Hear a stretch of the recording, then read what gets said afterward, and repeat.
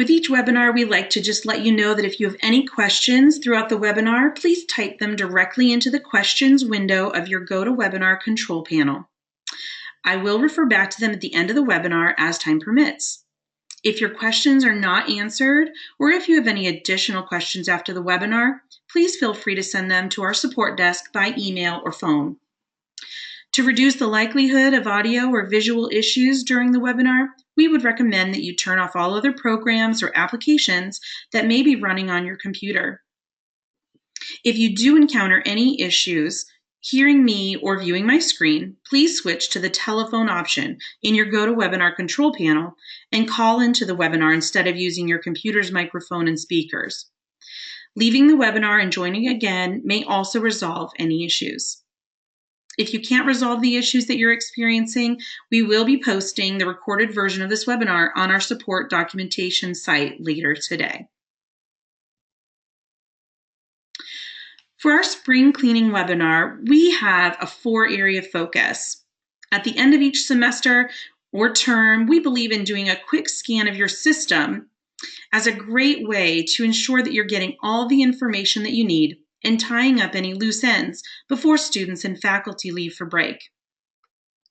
This webinar will provide you with our list of the top 4 areas to review in your system to ensure that you're ready to start the next semester with confidence. First, we'll check to make sure that the needed data has been collected. Then we're going to focus on how to report that information. Third, we'll review our users area to make sure everyone who needs to be in the system is active and that we have the codes we need for the coming months. Finally, we'll review our curriculum to make any needed changes for the future.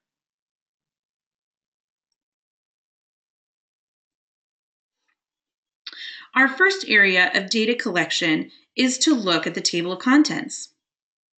If you're looking for a quick and easy way to identify which students have or have not yet submitted required work for your courses, you can do this by viewing your table of contents.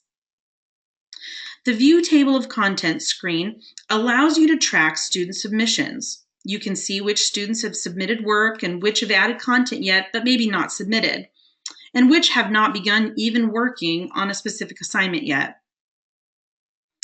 After viewing the table of contents, the Portfolio Progress tab will give you a list of students who are using this table of contents. If you wish to look at specific students, you can use the search box to search for them by name. You can also quickly identify the students who may be missing submissions by looking at the number of unsubmitted items. Perhaps you know that by this time in the year, the students should have made 5 submissions. You can look for those who have not and review them in more detail. By clicking on a particular student row, you can then drill down into that student's progress to see the specific assignments that they have and have not yet submitted. The Unsubmitted tab provides you with a list of all students and table of contents sections that have not yet been submitted. You can filter this list by student, but also by the specific assignment name, simply by typing in the name of the table of contents section. This is a great way to see which students have not yet submitted a particular assignment. Once you have a list of all the students who are missing required submissions, you can contact them to ask them to complete their work. One thing that I would like to note that is in order to tell whether or not a student has started working on an assignment but is not yet submitted, you have to be using content requirements for that section of the table of contents. If anyone has questions about using content requirements, please let me know in the questions box and I can show this feature at the end of our webinar.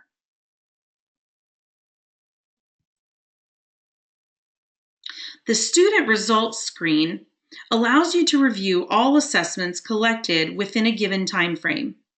It's a great resource for reviewing and cleaning up your assessments.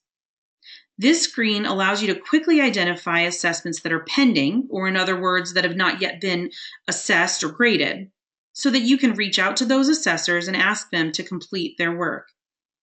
You can also use the screen to remove duplicate submissions that students may have made in error, release held assessment scores, or transfer assessments.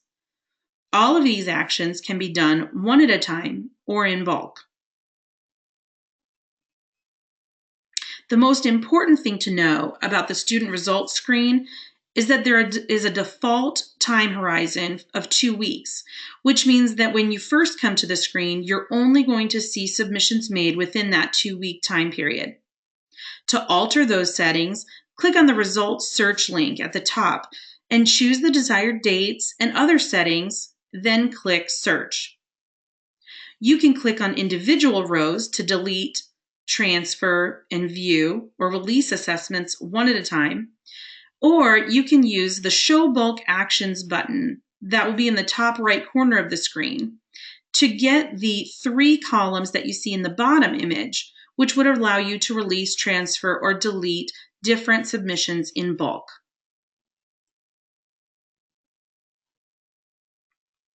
Does your institution use forms in Chalk and Wire to collect demographic information about your students, course evaluation data, survey responses, and other types of data that are not assessment related? If yes, then it might be a good time of year to also review your form responses in order to ensure that you've collected the required information, that your data is up to date. By viewing a form and selecting the Respondents tab, you can see which user has responded to the form questions provided to them, who may be missing some responses, and who has not yet started to complete the form. If a form was provided to a user more than once, you can also delete duplicate form records from here as well. You can then reach out to the users who may still need to provide you with your required information to have them complete the form.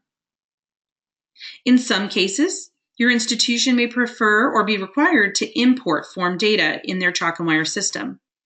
This tends to occur frequently for student demographic information, which is then used to aggregate or disaggregate assessment data in Results Live. Importing form data simply requires the use of a tab or COM delimited file containing the responses to the questions in the form. This is something that we can easily show you through a demonstration with support. Feel free to email us or call us if you'd like to set up a time to work through importing responses.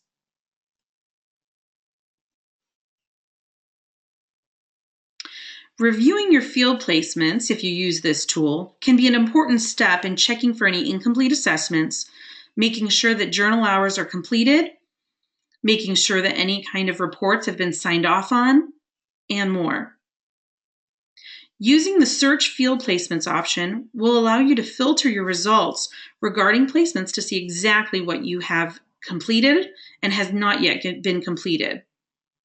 This information can be copied and pasted into Excel or just reviewed on the page itself. Again, you can follow up with any students or assessors to make sure that work gets completed. And you can click on any placements to view the completed hours journals, review and make sure sign-offs have been completed, and make sure the assessment scores are all in place. Moving on to reporting. Once you've cleaned up your assessments and you know that you have all the necessary data that you've needed from the past semester or past year, you may want to turn your focus to running reports of forms, assessment instruments, and outcome sets to compare and contrast semester and year-end data. Reports can all be exported and shared with stakeholders and compiled into your unit or year-end reports. You can find step-by-step instructions from our user guide site by searching for Generate Response Reports for forms. A common report would be an assessment instrument report in Results Live, where you then can add in the assessor name and comments. And the point in time report provides an example of running outcome sets reports to see how students are progressing across your outcome sets and standards over time.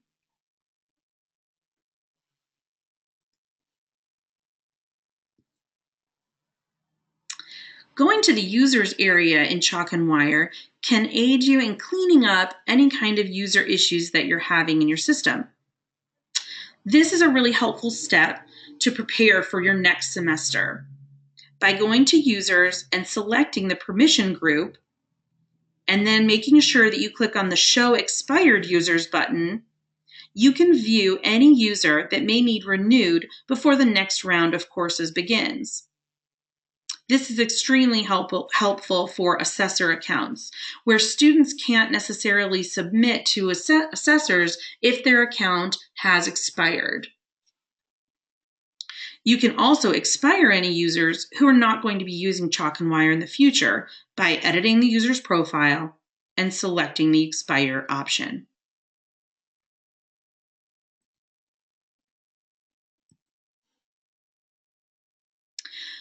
On the codes page, you'll want to check code balances and make sure that you have enough bulk or individual codes on hand for the future months. If you need more codes, please email support to request what code types and time frames that you need new codes for. You can also renew any assessors or admins whose accounts may have expired so that students can continue to submit that work without issue in the future.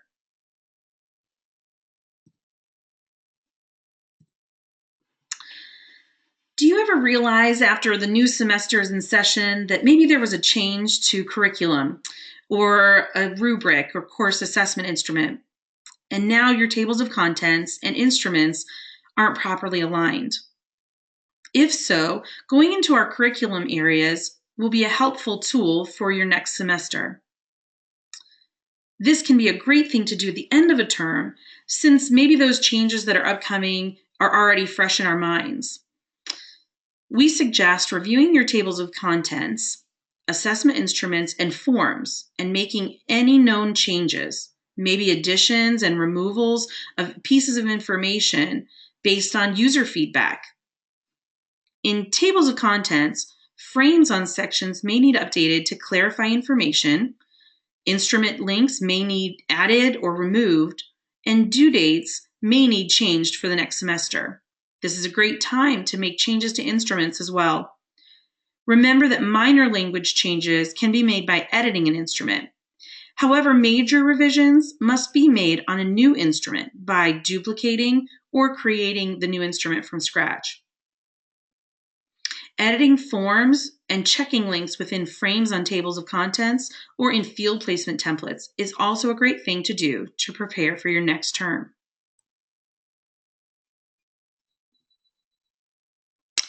In review, this slide displays a checklist of all the areas of the system that we suggest checking at the end of each semester or year.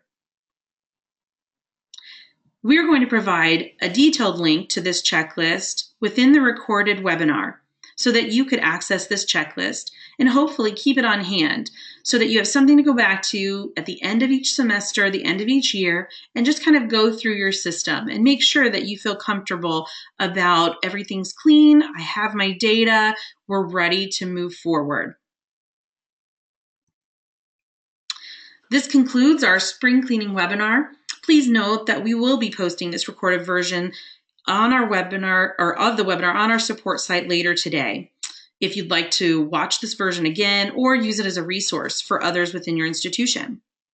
If you have any questions, please type them into the questions window of the GoToWebinar control panel, and I'm going to go ahead and pull that up and do my best to answer them now.